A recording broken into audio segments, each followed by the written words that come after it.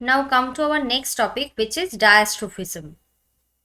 What is diastrophism?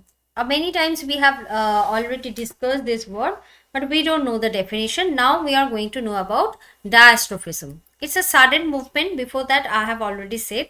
Now the definition. It encompasses all the processes that result in the movement, elevation, or the construction of parts of Earth's crust. So what the diastrophism does for us, that is the movement and elevation changes and the constructing the parts of the Earth's crust. So four primary processes the diastrophism is included, or the processes they are maintaining.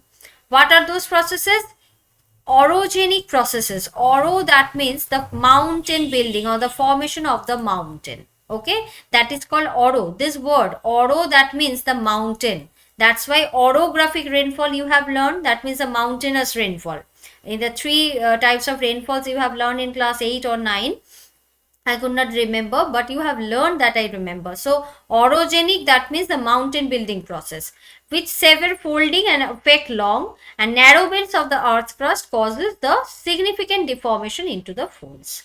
Come to the next, which is epirogenic process. Epiro, that means the formation of the continents. Okay, warping or the uplifting of larger parts of earth's crust leading to the continental building with simple forms of deformation.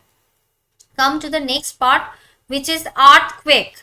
Earthquake, we know it's a sudden movement in the land in the lithosphere, which is characterized by local and relatively minor movements. And the last one is plate tectonics, which involves the horizontal movement of the crustal plates. We have some dynamic plates, which are large plates, medium plates, and the smaller plates. In previous chapter, we have also learned, and this is related to the plate tectonics. These are movable plates. So these processes can lead to the faulting and fracturing, or you can term it as the fold or folding or faulting, and causes the changes in the pressure, volume, temperature, which is called the PVT change. In which chapter we have learned the PVT changes? All of you can say this to me, the answer. PVT, that means, I am writing over there, PVT, that means the changes in rock. In which rock? The last rock, which is metamorphic. We have learned in rock cycle that through the PVT changes, the igneous and sedimentary rock is transforming into the metamorphic rock. So that is the PVT changes. Now come to the example, what is given over there.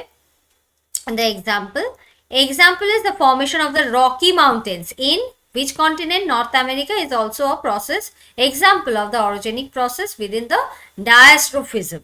So these mountains were formed by the folding and uplifting of the earth's crust due to the tectonic plate movement. That means these four terminologies or the four conditions are also creating over there. The first one is orogenic forces, earthquake, and plate tectonics. Three conditions is also proved over there.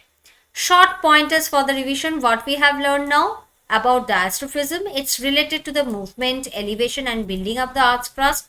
Second is orogenic processes, that means the mountain building process. Third one is epirogenic processes, which is the upliftment of the crustal parts or the warping of the crustal parts. Earthquakes, just local and minor crustal movements. Plate tectonics is a horizontal movement of the crustal plates.